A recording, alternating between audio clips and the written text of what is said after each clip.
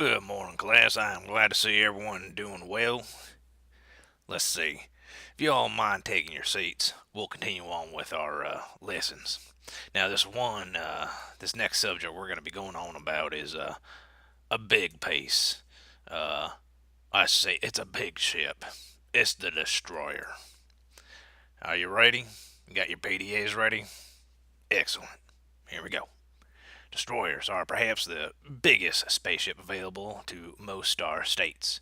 A truly large ship, uh, or between 2 and 2.5 kilometers long and at least 800 meters wide. The destroyer is designed with one purpose: planetary bombardment. Armed with 4 times the number of heavy cannons as the frigate, destroyers are heavily shielded, their hulls protected by even thick armor plating. These, quote, pocket cruisers can deploy twice the number of strike crafts and starfighter squadrons that any frigate could, and are protected by one whole division of Star Marines. Their impressive size and heavy armaments means that destroyers are not as maneuverable as frigates and other smaller capital ships. Where other vessels play a game of quote hide and seek or try to outmaneuver their enemies, destroyers move in and engage without hesitation. Covered by point defense batteries twice the size of any frigate, the destroyer can weather numerous barrages with impunity, rebuke multiple strike craft raids, though if the attacks continue, one could weaken and overwhelm even a starship of this size. Although the ship can and will destroy capital ships of any size, the main armament of any destroyer is its spinal mount, a truly devastating superweapon that spans the whole length of the starship.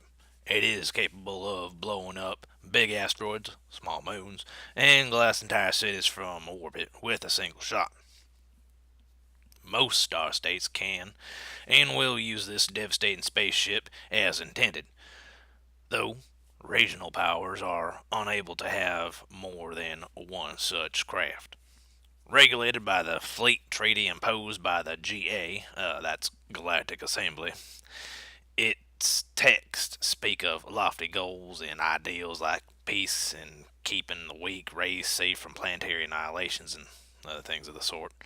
In reality, the core races are hypocrites since they own multiple destroyers and even larger, grander starships.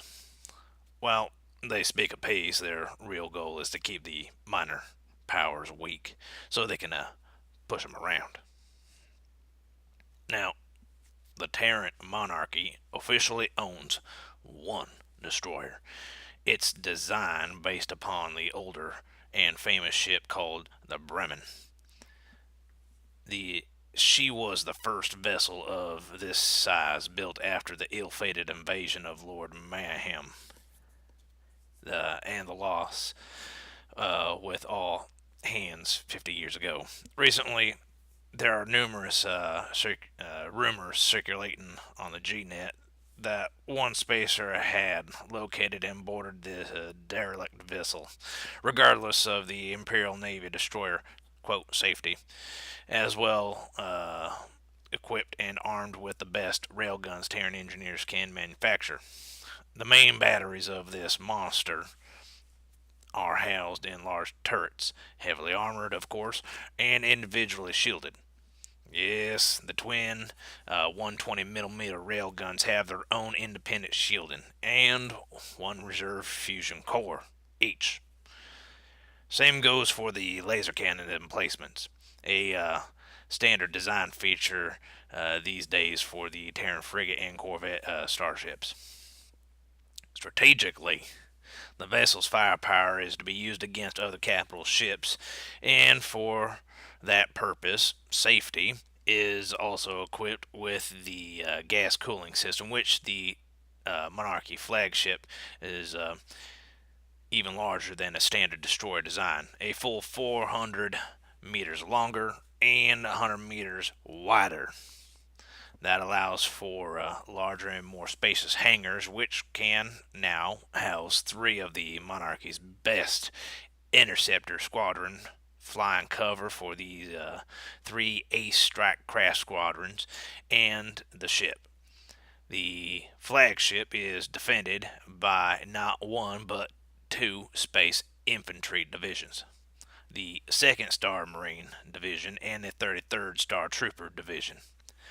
Both were formed, trained, and equipped on Earth, although personnel wise, Terrans hailing from any colony can volunteer. And if they cover the requirements, pass all the tests, can join their ranks. Now, safety, just like any other alien destroyer, too has super weapon. Its spinal mount is a giant 2.5 kilometer long railgun. Of course, it's going to be a railgun, because, hey, we love our railguns. The monstrous cannon fires a specialty designed armor piercing ammunition, each sporting a 100 megaton warhead. Now, you didn't think we're just going to keep this anything small, right? The force of its kinetic energy is such that after breaching the target's shield, ripping what armor plating it has, in most cases the projectile passes through and exits the other side of the target. Then, and only then, the warhead detonates. In one instance only, it has activated while the projectile was still inside. While firing at one huge asteroid strong point named Moonkiller Base, quite original, I know, which belonged to a powerful drug cartel, the warhead detonated, blasted it apart in so many pieces that the Navy had to jump its strike squadron out of the system or risk damage. The railgun was, of course, never used against ground targets, but only fired at other destroyers and or massive orbital installations. So far, the safety was deployed 6 times and only in defense of Terran or Allied colonies. The destroyer emerged victorious after each of the 3 battles it fought so far. In those 3 other deployments, the enemy simply retreated rather than be annihilated by its awesome firepower. Alright, class, well, I think that's all we got for today. I hope you taking good notes on this. There are plenty of pics out there about regards to this particular vessel safety. You might want to check it out. It is quite awe-inspiring. And I will see you all again very soon. Take care.